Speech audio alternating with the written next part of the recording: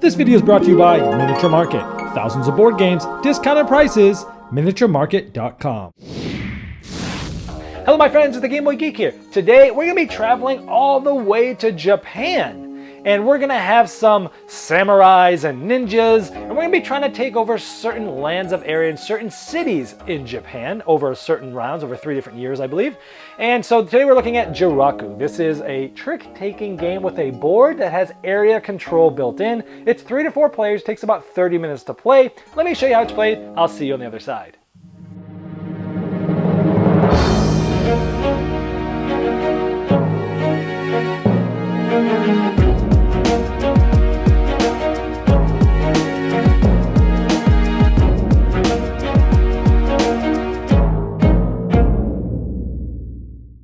In Joraku, this is a trick-taking game where you're trying to control different areas of Japan. You have the start track here, you have these big helmets, and at the beginning of the game, these will randomly sort of be assigned. I'll show you that in just a moment. But over the course of the game, you're playing over 3 distinct rounds, and you're going to be shooting for top majority control of different areas, and you're going to be getting different amount of points first, second, and third in each of the rounds, in each of the spots, and things change as the game goes on. I'll explain more of that later. Now, everyone will start with 2 of these helmets, and you'll have these samurai tokens. You also get a player aid in your color, which goes over the round, and also goes over your actions that you can do. Everybody's going to be randomly assigned one of these cards to start the game, and this just tells you, for example, what area one of your helmets starts on. So I'm in area 3.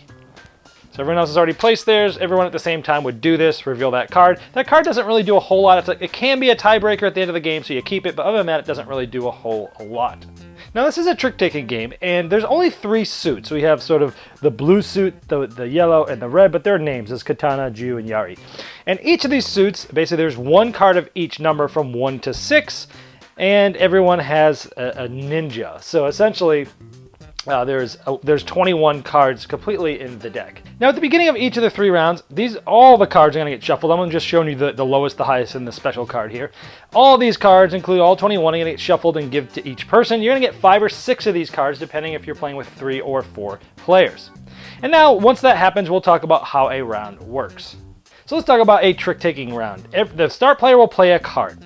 And once they play this is this blue suit. Everyone else has to follow suit if they can. Now, when you play a card, you're actually going to take a special action on every card that's played. I'll get to that in just a moment. But let me just show you how the trick-taking works. Someone throws blue. The next person follows suit and plays blue. And then the next player plays 6. Whoever has the highest number is going to win this trick. Okay? That player would win. If someone did not have the right suit, let's say they had no blue left, but they played an off suit, in this game an off suit can still win, whoever has the highest number. So this player had no blues, they had to play something else, they played a different suit, but as long as it's higher number, this player would win the trick. If someone plays this, and then this player plays this, which means you think he's going to win, this is where the ninja comes in. If you play a ninja, again, he followed suit.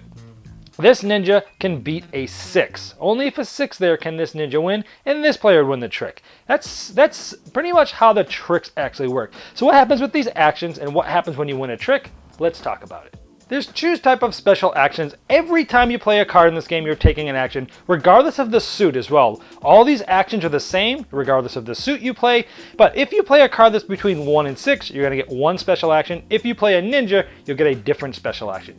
So if you play, let's concentrate on this first. If you play any one of the cards that are numbers, 1 through 6, on any suit in a trick, let's just say you start the trick off, boom, you are going to get a special action. Let's go over what you can do.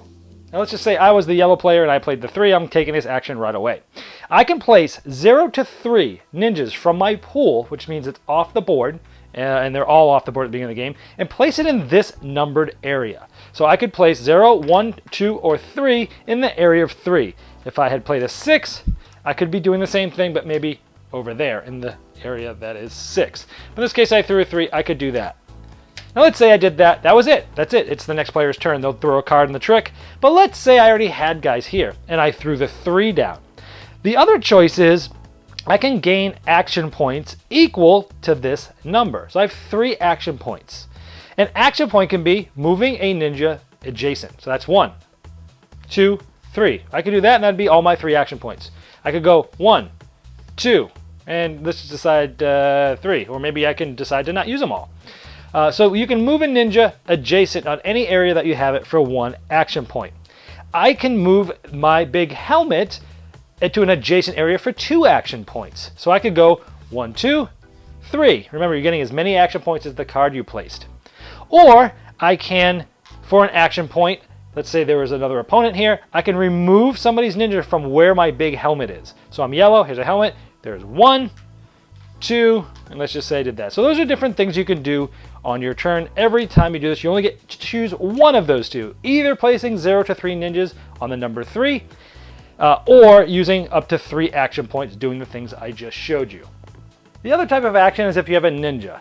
And with that, you can place 0 to 3 samurais from your reserves and put them to anywhere on the map.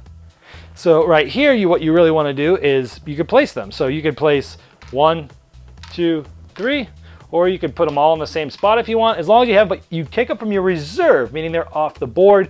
And so if you have this card and all your samurais are out, it doesn't really do you a whole lot of good, but that's how the ninja cards work. So let's say I threw that. The next player throws that. They will get to do either what I just did using that 4 card, and then this player would get to do the same thing that we all just talked about on theirs, getting 5 action points or putting things in the level area 5. And this player won the trick because he's that. Now let's say he did not have any blue cards, but he dropped this, which ties. If you tie, again, you can win off suit. This player would win because he's the last person in the clockwise motion to throw this. The player who won this, and again, he would get to take those 4 action points. The player who won this, these all get discarded into a discard pile, gets this card. And what happens is this player is going to be the start player next time, which is a disadvantage, but he gets to score. Everyone scores in his area where his big helmet is. First, second, and third place gets 3, 2, and 1 points. So let's say it was the red player that just won that. He had the card. We looked where his helmet is. This area scores 3, 2, and 1 points. These are always worth 2. These are always worth 1. So red's in the lead here, 2 points to 1 point. They would get 3 points on the point track. Green would get 2 points because he's in second place. And this happens after every trick. So after everyone's played 1 card and they've all taken their actions, this is going around and people are scoring points every trick. Now, if it's a tie, where it's 2 and 1, these players would share the lowest of the 2. So this is first place. They're tied for first, but there's 2 of them, so they both would get second place. And that's sort of how that goes. And this player would start the next trick. This would continue until all the cards are gone, and then you would shuffle them all up and start next round, but you would score.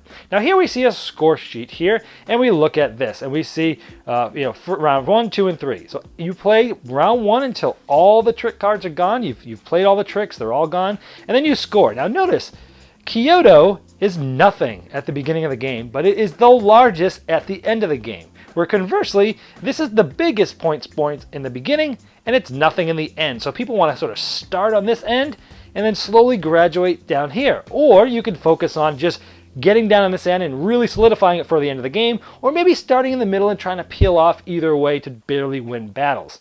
So what happens here is, let's look at this. Well, nobody was there. Let's say blue got a cube over here, right? He's the only one. He would get 7 points. No one would get 4. No one would get 2. Let's say here, we have blue has 2 because of the helmet, and green has 2. They would tie, so they would both get 3 because they tied first and second. Here, again, same way we just scored. This guy would get 4. Nobody would get 2. Nobody would get 0. This guy, yellow, would get 3. Nobody and nobody. And let's say he was here. He would get 0 points because he's in the win, but he is in the first round. After that, we'd shuffle all the cards. We'd do it all again, but the scoring changes for the second round. The scoring changes for the third round. And after that, whoever has the most points is the winner. There's also an advanced variant. There's 6 different cards that you shuffle up and you pick 2 of them to play with. For example, these are, in the prestige phase, if a player is ranked first in the area where their big helmet is, he gains a bonus equal to the number of the area. So it's good to be on the high side, which is not that meaningful at the end of the game. When there's a tie influence in the area, the player will be tied for the higher rank instead of the lower. So instead of getting second place, if there's 2 tied, you'd both get first. So tying is actually more advantageous. When player receives the card when you win the trick, you get 4, 2, and 1 instead of 4, 2, and 0 instead of, I think, 3, 2, and 1. So it changes the scoring. Once per game, when a player moves his big helmet token into Kyoto, which is the furthest area to the left, he will gain points equal to the value of his card, so that changes it there. During the skirmish phase, every time a player plays a card that's the same color as the starting player, he gains 2 points. interesting way just to switch the game up. Move your big helmet for 1 action point instead of 2. Move your to adjacent areas. So yeah, you can move the helmet around a lot easier. So that's a different way to shake up the game. You'd mix 2 of those in. Well, I gotta start off by saying I've never hugely been a fan of trick-taking games, but over the last couple of years, I've really started getting into them. And I'm gonna say this, and I knew I say this at the end of last year where I played a trick-taking game called Black Hat, which I said is the most innovative trick-taking game I've ever played. I love it, everyone should have it. I'm gonna say some interesting things about this one as well, as this is also one of the best trick-taking games I've ever played. It's different. Wow, okay, let me tell you about what I like about this. This aspect of trick-taking and then area control on the board is fascinating.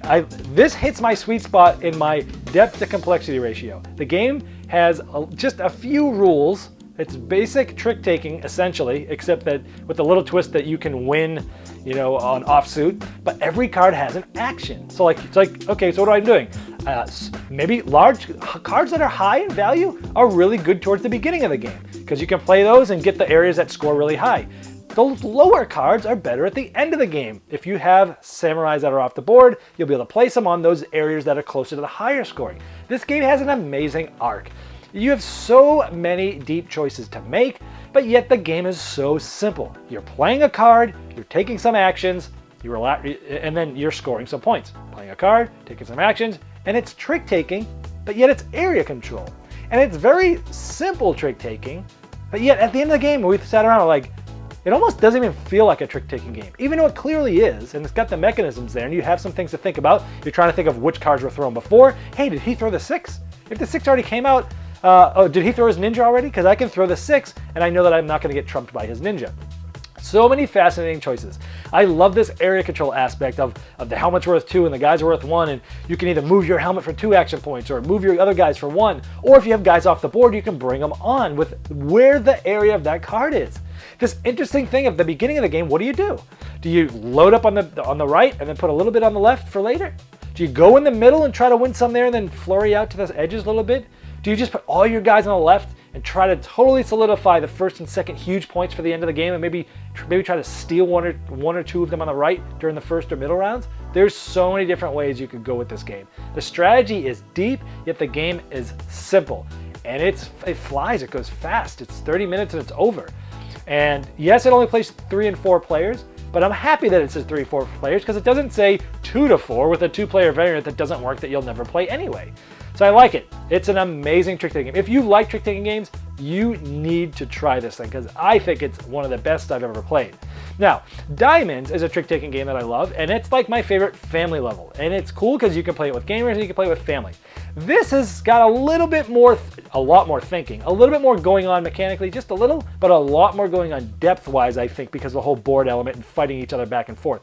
So I would call this a really good next step game. It's not quite a gateway, it's not a deep level gamers game, it's that next step game, which you could maybe, if you have some friends that have played Diamonds, but that don't take a whole lot of games, that don't play a lot, you could maybe step them into this game, which has more depth. Gamers love this game, and you might be able to bring some gateway gamers into this as their next step.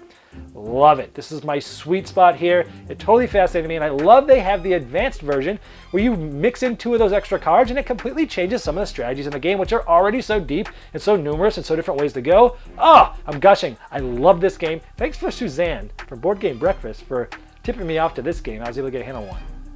Now, I contacted the publisher because I saw that nobody in the United States was selling this game, and they mentioned that somebody was going to be picking this up sometime later in North America, so it'd be out at some point in the future, maybe later this year, maybe next year, or something like that. But I also noticed that nobody else here was selling it, so I put them in contact with my sponsor, Miniature Market, and they now have gotten some copies of this game to sell in North America. And so if this looks interesting to you, pretty much the only place selling it is my sponsor, and I did this after I played the game, after I loved it so much, and after I realized the first question everyone asks me from overseas games is, how do I get it? And when I contacted the publisher, it was his idea to say, hey, let's get some to your sponsor, we can get it sold. So if you like it, it's now available. Now, I like this game so much, I love it to death, that I'm going to be keeping this in my gaming library, and for that, let's induct it properly into this library with a saxophone serenade.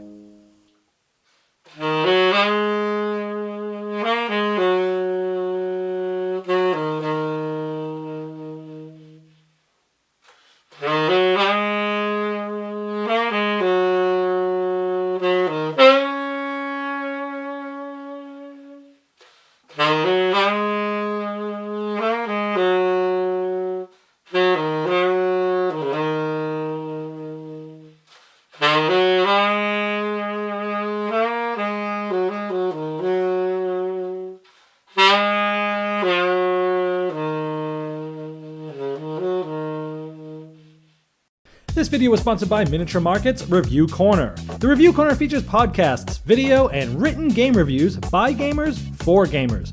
Miniature Market, the online gaming superstore. Thousands of board games, discounted prices. Check them out at miniaturemarket.com.